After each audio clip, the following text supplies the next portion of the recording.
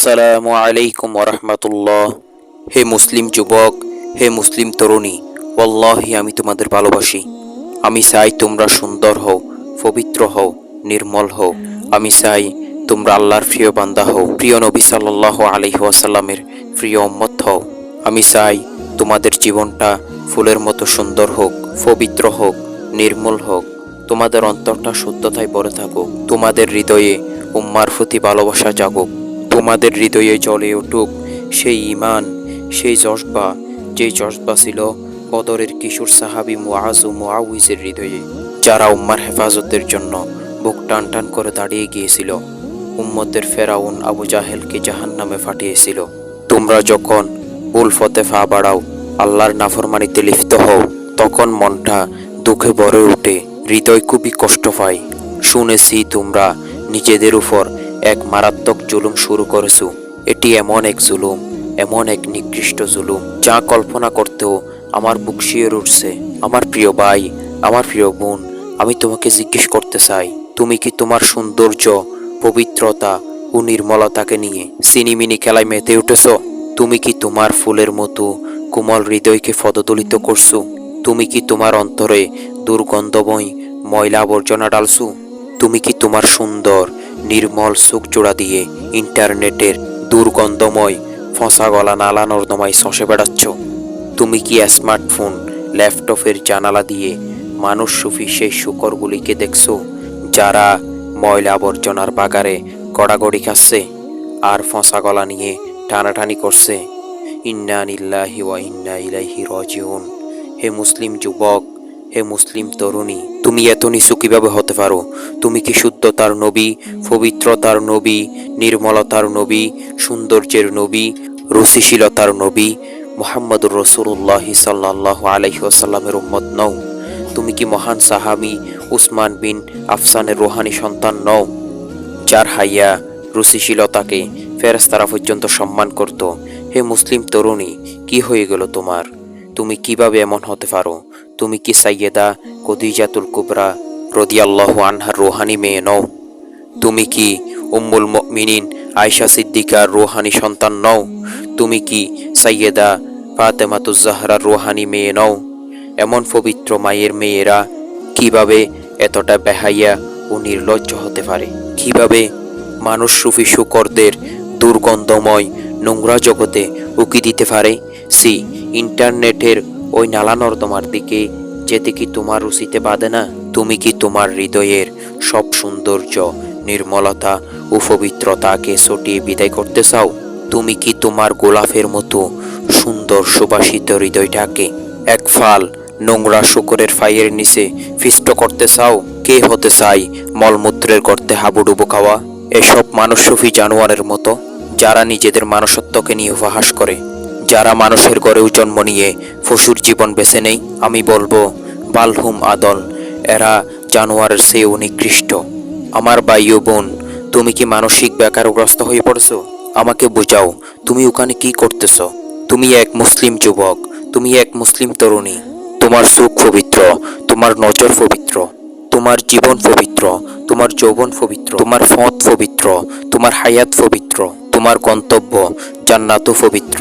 বেহাইয়াফনা, নির্লজ্জতা, নোংরামি, ময়লা আবর্জনা, অপবিত্রতা এসবের সঙ্গে তো তোমার কোনো সম্পর্ক নেই। তোমার পূর্বপুরুষদেরও কোনো সম্পর্ক নেই। তোমার মহান রব, তোমার পবিত্র নাবী, তোমার পবিত্র কোরআন, তোমার পবিত্র দিন, তোমার পবিত্র সুন্নাহ, তোমার পবিত্র শরিয়া তোমাকে এক পবিত্র জীবন দিয়েছেন, নির্মল এক হৃদয় দিয়েছেন। ইন্টারনেটের এই নালা নর্দমাতে মলমূত্রের মাঝে গড়াগড়ি খাওয়া সেই শুকরদের ফালের মধ্যে তোমার কি কাজ? তুমি কেন ওখানে? তুমি এক মুসলিম সৌভাগ্যবান যুবক, তুমি এক সৌভাগ্যবতী মুসলিম তরুণী। তুমি তো সৌন্দর্যের প্রতীক, তুমি তো পবিত্রতার প্রতীক, নির্মলতার প্রতীক।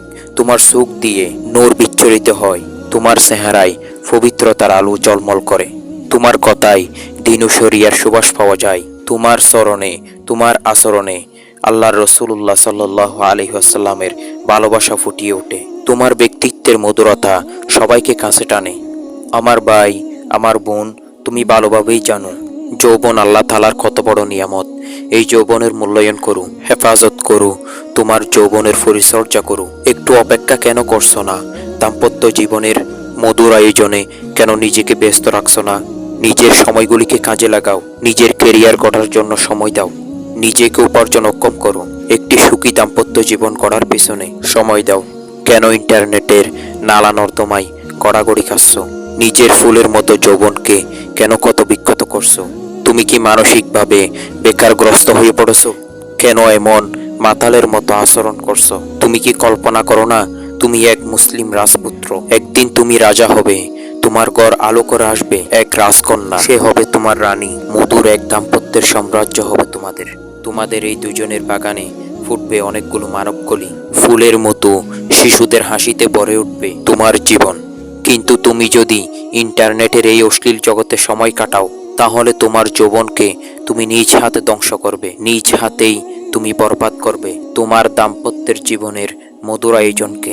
আমার ভাই ও বোন, তুমি যদি ইন্টারনেটের এই নোংরা নর্দমায় ঘুরে বেড়াও, তোমার অন্তরকে, তোমার জীবনকে, তোমার অন্তরকে কলুষিত করো, তাহলে লিখে রাখো, তাহলে তুমি তোমার যৌবনকে ধ্বংস করছো, তোমার দাম্পত্যের মধুর জীবনকে জ্বালিয়ে পুড়িয়ে সারকার করছো। তোমার জীবনের শুদ্ধতা, নির্মলতা ও সম্ভাবনাগুলিকে তুমি সেটিয়ে বিদায় করছো। তোমার দুনিয়া, তোমার আখেরাত দুটোকেই বরবাদ করছো। তুমি কি জানো না, পর্নোগ্রাফির অশ্লীল জগতে গোরফাক গিয়ে কত যুবক, কত তরুণী তাদের জীবনকে লণ্ডভণ্ড করেছে? কত সুখের সংসার বিরান হয়ে গেছে, কত যুবক দিন থেকে ছিটকে পড়েছে। পর্নের সেই খারাপ দৃশ্যগুলি কি তোমার সামনে সব সময় ভাসবে না? এমনকি তুমি যখন সালাতে সেজদায় যাও, তখনও কি তুমি এই জঘন্য দৃশ্যগুলি থেকে মুক্তি পাও? ইন্না লিল্লাহি ওয়া ইন্না ইলাইহি রাজিউন। ভেবে দেখো, পর্নের নীল অন্ধকারে ডুবে থাকা অবস্থায় যদি তোমার মৃত্যু চলে আসে, তখন তোমার কি হবে? আমার ভাই ও বোন, তুমি মানসিক বেকারগ্রস্ত হয়ে পড়েছো, নইলে তুমি ইন্টারনেটের ওই নালা নর্দমায় পড়ে থাকতে না। কোনো সুস্থ মানুষ এখানে 1 মিনিট থাকলেও পেট উল্টে বমি আসবে, তার নিঃশ্বাস বন্ধ হয়ে আসবে। তুমি কেন এই সংকীর্ণ ফসা গলা নর্দমায় পড়ে আসো? এসো আমার হাত ধরো, আমি তোমাকে নিয়ে যাব এক সুন্দর পৃথিবীতে। এসো আমার সাথে, দেখো আল্লাহ তোমার জন্য কি সুন্দর পৃথিবী বানিয়েছেন। কেন তুমি আটকে আসো স্মার্টফোন, ল্যাপটপের ওই চারকোনা ছোট্ট স্ক্রিনে? পৃথিবী অনেক বড়, অনেক সুন্দর, অনেক নির্মল। ওই দেখো নির্মল নীল আকাশ চারদিকে গোল হয়ে নেমে এসেছে, মৃদমন্দ হাওয়া গাছের পাতায় দোলা দিচ্ছে, বাগানে ফুল ফুটেছে, প্রজাপতি উঠছে, পাখিরা গান করছে। ওই দেখো আকাশ কালো হয়ে বৃষ্টি ঝরছে, শূন্য খেলার মাঠ তোমাকে হাত ছানি দিয়ে ডাকছে। তুমি নীল রঙের ওই অন্ধকার ছেড়ে বেরিয়ে আসো, খেলাধুলা করো, শরীর চর্চা করো, বাইরে ঘুরে বেড়াও, আল্লাহর সৃষ্টি জগৎ দেখো, একা দেখো না। আমার ভাই, তুমি যদি জীবন ও যৌবন বিধ্বংসী আসক্তি থেকে নিজেকে বাঁচাতে চাও, নিজেকে স্মার্টফোন এবং ল্যাপটপ থেকে নিরাপদ দূরত্বে সরিয়ে নাও। অন্তত 3 মাসের জন্য মোবাইল ফোন ও ল্যাপটপকে বিদায় জানাও। এটি একটি অব্যর্থ চিকিৎসা, ইনশাল্লাহ তুমি সুস্থ হয়ে উঠবে। যদি তোমার পড়াশোনা বা কাজের জন্য ল্যাপটপ বা স্মার্টফোন ব্যবহার করা জরুরি হয়, তাহলে দুটো কাজ করো। তোমার মেমোরি থেকে পর্নের ময়লা আবর্জনাগুলি ডিলিট করে দাও, আর ইন্টারনেট ইউজ করাও বন্ধ করে দাও। যদি পড়াশোনা বা কাজের জন্য ইন্টারনেট ইউজ করতে হয়, তাহলে একটি লিমিটে নিয়ে এসো। প্রিয় ভাই ও বোন, তুমি এই নীল অন্ধকারে এক মুহূর্তেও থেকো না। তাওবা করো, অনুশোচনা করো, অনুতপ্ত হও। অনুশোচনার অশ্রুতে নিজেকে ধুয়ে মুছে সাফ করে ফেলো। একজন মুসলিম যুবক, একজন মুসলিম তরুণী এরকম অপবিত্র জীবন যাপন করতে পারে না। আল্লাহর নিয়ামত এই সুখ দুটোকে নিকৃষ্ট ব্যবহার করতে পারে না। নিজেকে প্রশ্ন করো, এই সুখ দুটো নিয়ে হাসরের ময়দানে কিভাবে আল্লাহর সামনে দাঁড়াবে? তুমি না জান্নাতে গিয়ে তোমার মহান রবকে দেখতে চাও, তার দিদার পেয়ে ধন্য হতে চাও? এই সুখ দিয়ে তুমি মহান রব্বুল আলামিনকে দেখবে। ইন্না লিল্লাহি ওয়া ইন্না ইলাইহি রাজিউন।